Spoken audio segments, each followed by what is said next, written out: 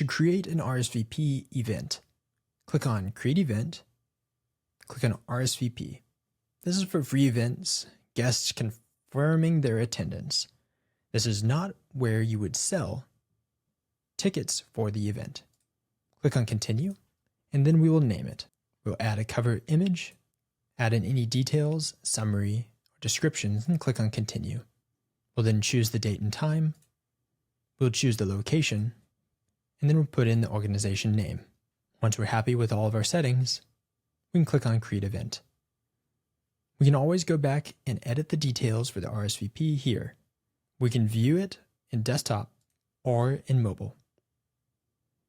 The major changes from a regular ticketed event is the lack of ticket and billing information underneath Pages and Design.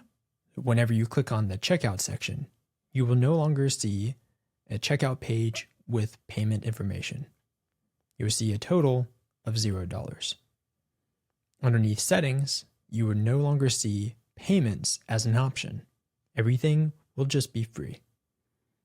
Underneath the Settings section, you also have the new ability for one registration per contact, and you can limit each contact to a single registration for this event.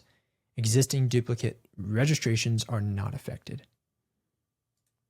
Registrations remain the same. Check-in process remains the same.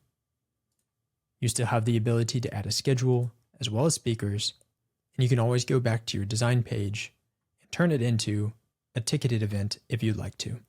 You can then publish the event, and the page will show up as a free RSVP.